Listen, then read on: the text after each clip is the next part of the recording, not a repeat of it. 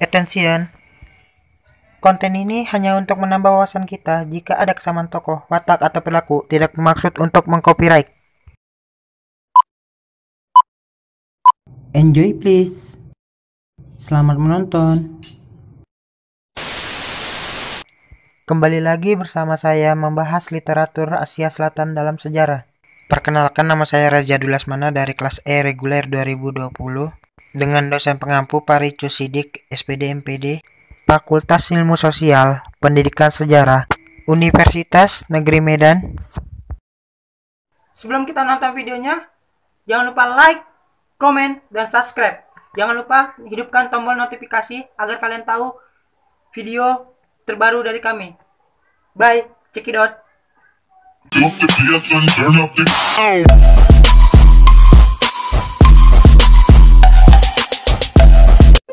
Sejarah India kuno.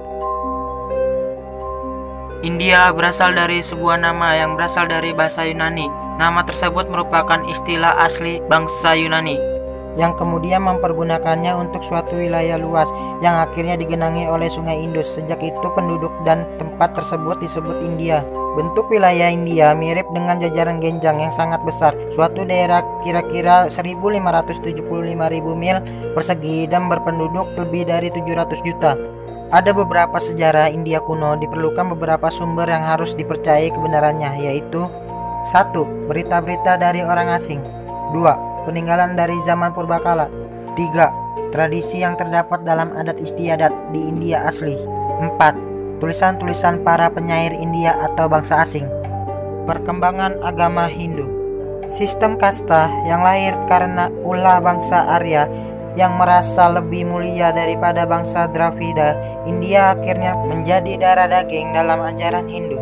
Bentuk tertua agama Hindu berasal dari bangsa Arya. Menurut mereka, Dewa Indra adalah yang paling hebat dan utama. Selanjutnya, karena ajaran Hindu itu datang berangsur-angsur tanpa ada pembawa yang pasti, maka tiada dogma yang tetap bagi mereka asal mengakui Veda sebagai buku suci adalah Hindu.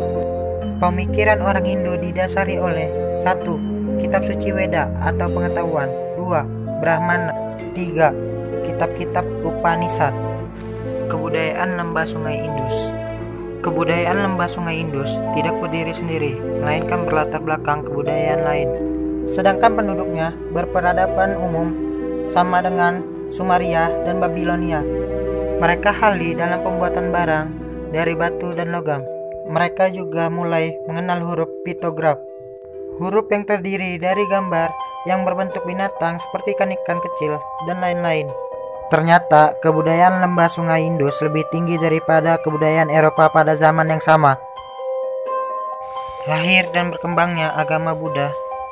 Lahirnya agama Buddha muncul melalui Hilam yang datang kepada seorang kesatria bernama Gautama. Perkembangan agama Buddha dimulai dari Benares ke seluruh penjuru India dan mendapat sambutan paling banyak Magadha dan dataran Sungai Gangga. Masuk dan berkembangnya agama Islam di India.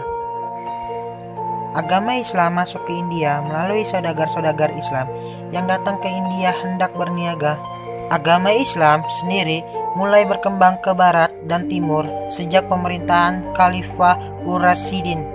Sekitar abad ke-8, agama Islam mulai memasuki India. Agama Islam berhasil masuk ke India dengan manis karena saudagar-saudagar Islam pada saat itu mempunyai kedudukan yang mulia di mata orang India. Kerajaan dinasti Mogul. Pada tahun 1524, ia berhasil menguasai Lahore yang perwakilannya diserahkan kepada Alam Khan. Pada tahun Babur kembali menyerang dan meruntuhkan kerajaan Ibrahim Lordi. Pada waktu itulah diumumkannya bahwa kerajaan Delhi telah runtuh dan kerajaan Mogul telah berdiri dengan ibu kotanya Agra. Masuk sejarah India modern. Vasco da Gama adalah orang kulit putih pertama yang mendarat di India pada tahun 1498, tepatnya di Calicut. Selanjutnya orang-orang kulit putih yang lain seperti Belanda, Inggris, Spanyol, dan Prancis datang berlomba-lomba untuk berdagang di India. Akhirnya pada tahun 1602 hasil mendirikan English East India Company atau EAST. Kemudian menyusul Prancis mendirikan Compagnie des Indes juga VOC atau Verenigde Dos Indes Compactnya Belanda. Mereka makin bersaing ketat, tidak hanya dalam berdagang, tetapi masing-masing juga meluruskan wilayah kekuasaannya. Tadi kan udah Anda jelaskan perpecahan golongan Buddha dan Hindu itu seperti apa. Pasti kan ada tuh kejadian penting dalam perkembangan kongres yang sangat berpengaruh terhadap peperangan golongan Buddha dan Hindu itu seperti apa? Jelas ada pengaruhnya. Yang pertama, pada kemenangan aliran kiri atau radikal, di mana kongres tersebut dipengaruhi oleh anggota-anggota dari kaum bangsawan yang tidak suka pola tindakan-tindakan keras. Yang kedua, adanya ketuntutan kemerdekaan. Surendranath Banerjee menganjurkan kepada bangsa India untuk melakukan gerakan Swadesi dan mengeluarkan barang-barang impor dari Inggris untuk menggagalkan maksud pembagian Benggala. Yang ketiga, karena adanya berdirinya Liga Muslim pada 1906 di kota Dhaka yang bertujuan untuk membela kepentingan muslimin di segala lapangan kehidupan, ekonomi, politik, sosial, serta kebudayaan yang bersumberkan Islam. Masuk pada perpecahan golongan Hindu dan Buddha menggambarkan suatu perselisihan antara golongan Islam dan Hindu. Salah satu penyebab awalnya perselisihan karena berdirinya All Indian Congress yang dipicu pada suatu cita-cita politik dari gerakan kebangsaan.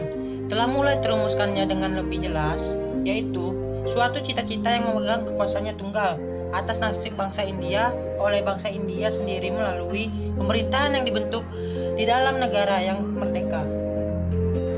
Masuk pada perjuangan kemerdekaan India, di mana waktu itu politik pemerintahan Inggris di India sekitar tahun 1859 mengalami perubahan dengan keluarnya maklumat Ratu Victoria yang menetapkan bahwa sejak itu India langsung berada di bawah pemerintahan Inggris, bukan lagi di bawah EIC.